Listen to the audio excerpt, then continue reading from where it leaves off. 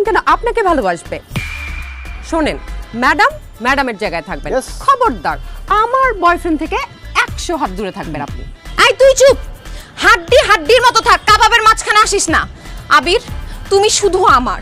অসম্ভব, আবির শুধু আমার, ওকে শুধু আমি ভালোবাসি, আর ওকে আমার কাছ থেকে কেউ কেড়ে নিতে পারবে না। কেড়ে নিতে না পারলেও আমি ছিনতাই করে আবিরকে নিয়ে যাব, তাও তোমার হইতে দিব না। আবির প্লিজ ওর কথা শুনো না। বললেই হলো আবিরের জন্য আমি আমার স্বামীর সংসার ছেড়ে চলে আসছি, আর আমি মরে গেলেও ওকে আমার কাছ থেকে আলাদা হতে দিব না। এই কি কি বললা তুমি? আমার জন্য স্বামীর সংসার ছেড়ে চলে আসছো মানে? তুমি কি বিয়ে করছিলে নাকি? না বেবি, মানে বিয়ে একটা মানে হয়েছিল, ওসব কিছু না, আমি তো তোমাকে ভালোবাসি। হ্যাঁ, তোর ভালোবাসা কে তোর ভালোবাসতে বলছে? তুই আমারে বলস নাই কেন তুই যাকে বিয়ে করছিলি?